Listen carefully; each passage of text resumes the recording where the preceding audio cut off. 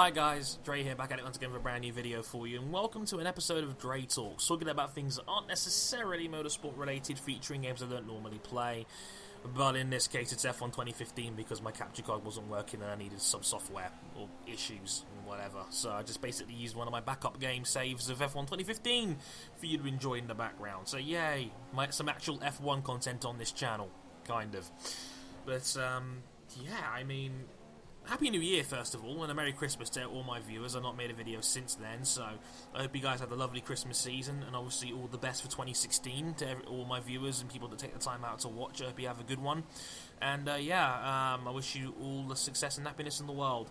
I want to talk about more of the negative side of YouTube, because it's funny because I was kind of inspired to make this video by a story I heard on a podcast I listened to called the Completely Unnecessary Podcast. It's a podcast hosted by a guy called Pat Contry in Ian Ferguson.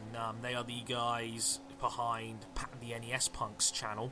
You may have heard of them if you're one of those retro gaming fans out there. You may have heard of them already. If not, check them out. They're a really great podcast. They focus a lot on gaming, retro gaming, pop culture, all that good stuff. And on their last podcast before Christmas, they talked about the story of an Instagram model, about how an Instagram model basically got diagnosed with depression after basically getting so big and basically portraying like she had this amazing life of, you know, wearing these beautiful clothes. She was a beautiful model, like genuinely beautiful, stunning woman. But she was often doing all these clothes and marketing brand deals on Instagram to make money.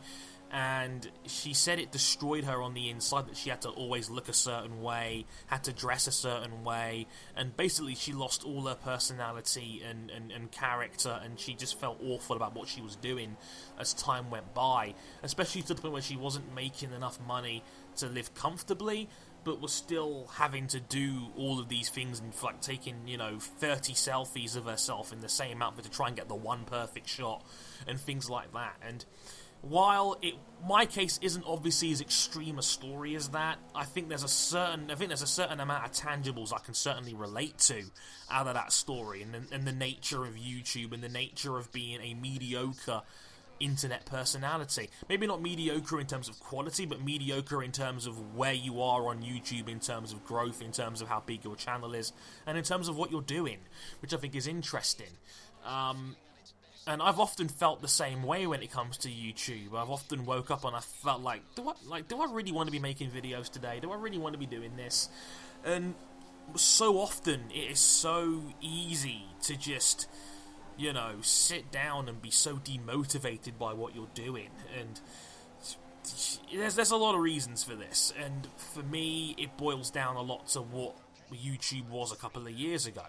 Now, maybe 2013, 2014, that kind of time, a lot of bigger YouTube personalities started really growing. A lot of them got opportunities. Guys like Game Riot, guys like Into the Barrier, guys like Alex Zaffro, even me. I was invited to Codemasters to play Grid Autosport a couple of years ago now. But I don't know if this is just a YouTube thing across the board or whether it's just an F1 community thing, but let's be real with ourselves here.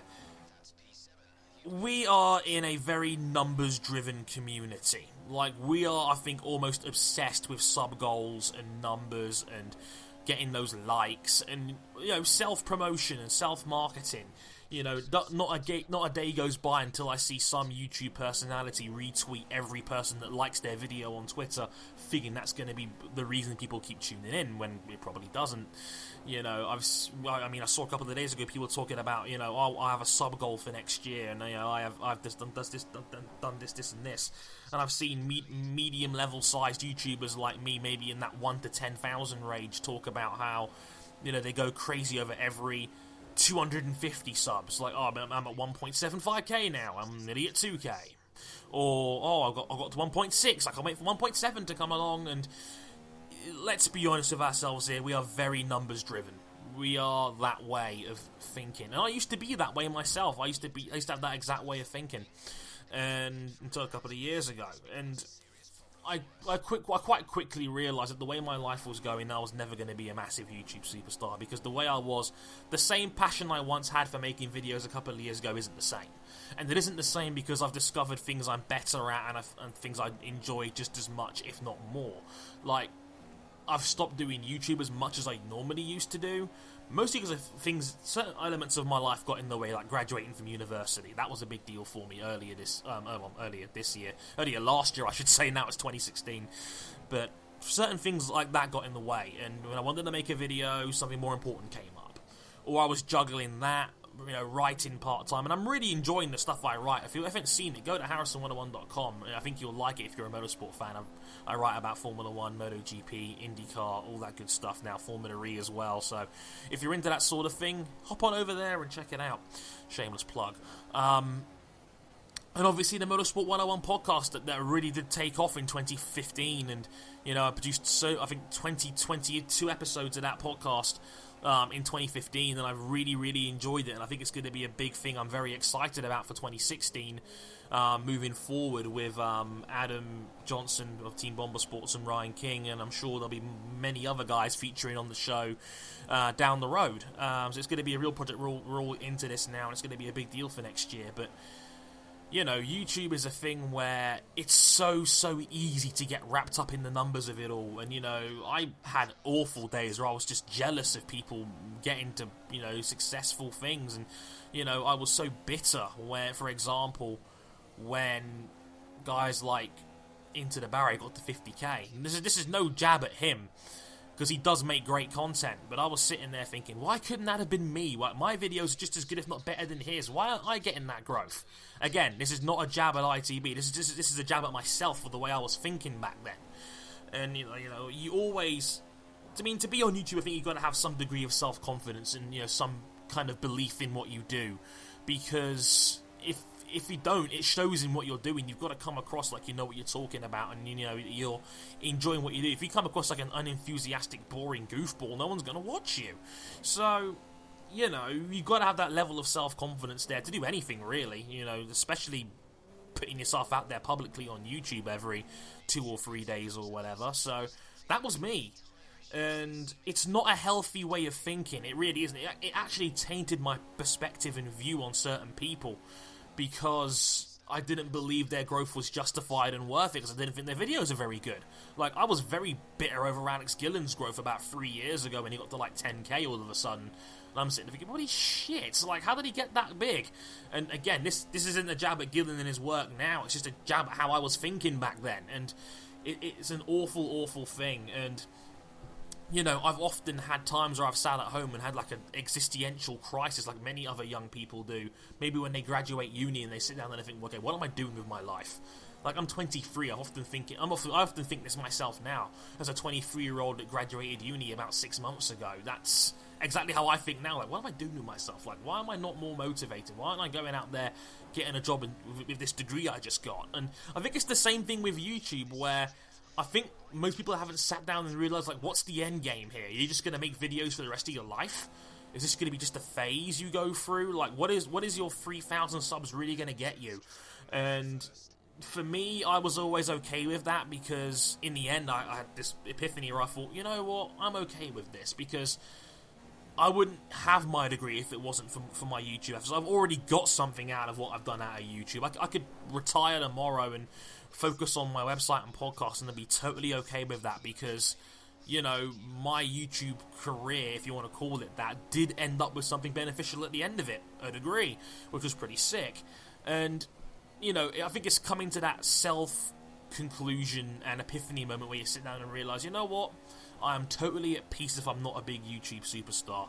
And I think many other people don't have that, right? I think it's just, this obsession with trying to be famous or trying to get to that big stage. And I think, yeah, it's difficult, to juggle that thought process and juggling what you do. Like, I want to be happy in what I do, and a lot of the times in 2015 I faked it. I'll be honest to admit that I faked my own enthusiasm for making videos, because I just wanted to pass off, make other people happy. And I love making other people happy with my content and what I do, but often, a lot of the time, it became a chore. I don't want YouTube to become that for me. I don't want it to become a chore where I treat it like a second job, because it doesn't pay very much money. It's not an actual job. I do actually work part-time in a Matalan, so I do know what it's like making money, and I don't like that job in the first place as it is. So if I had 2 bad jobs, I mean, how miserable would I really be? So, I don't want it to become a chore or a job for me either in that sense. But, it's the kind of thing where I'm in the middle. It's not just a hobby for me anymore. It's something that I've really committed a lot of my time and effort into working on and thinking maybe this could be a career for me down the road, and I'm going to keep working at it.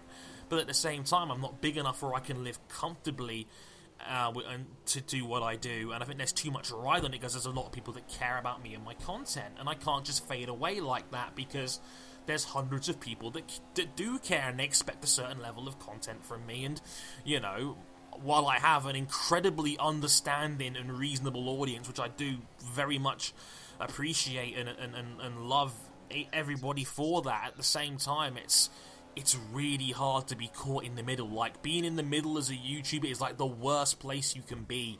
It's not small enough where you just treat it like a hobby, like if you've got 1, 2, 300 subs and you just occasionally upload things every once in a while because it's fun. Like, I used to be like that until maybe 2.5k, and I thought it was just a fun hobby. Like, when I got to 5 or 6, I was just thinking, okay, what am I going to do this week? What am I going to do that week? And I'm like, I don't want to do that. I don't want to write big plans on whiteboards about what I want to do, but maybe I'm going to have to start doing that. Or maybe that's down to me having to adapt or change.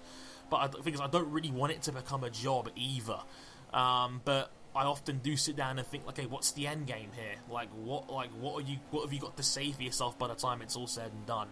Like, am I crazy for thinking this? I'd love to hear your opinions on this, because I do often suffer from an existential crisis. I do think, well, what's the point sometimes? And I do often think, is it worth it to do all these things? And I don't know if you guys can often relate to this or not. I mean, it's hard enough, and like I said, I'm at peace with YouTube knowing I'm never going to be a big deal. I mean, this community is dominated by 2 people, and these 2 people get in bed with each other every other week, so they're all going to grow together. That's what, again, Arav and Team at Bardic are blatantly going to keep doing that to piggyback off each other's success. That's what people do. That's what YouTubers do, because lobbying and, sharing content and collaborations are a huge part of what make YouTubers big. There's an appeal in working with other people you wouldn't normally expect to work with. So, me ever making it as an F1 YouTuber? Nah, never going to happen. But there's other ways I want to go down. I want to go down as a writer, as a podcaster. Maybe that route will work out better for me down the road instead. And I can't wait to see if that does or not. I really want to work hard on that this year. So I want to be happy in what I do, and that's a New Year's resolution for me for 2016. Maybe see a bit more of the world and just be happy and enjoy what I do.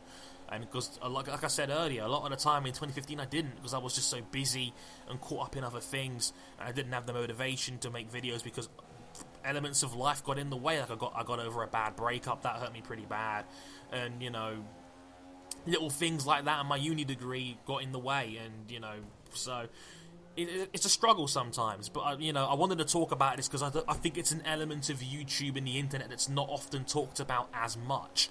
Like, what if you don't make it? What if you're in the middle? What if you're not happy in what you're doing? And I want to see if there's any stories out there, people that can react to that. So I'd love to hear opinions on that, as always. I will be back hopefully next week properly. But until then, again, I hope you had a lovely Christmas, and obviously all the best for 2016. And thanks very much for watching. Until next time, I've been Harrison101, and thank you for watching. Sayonara.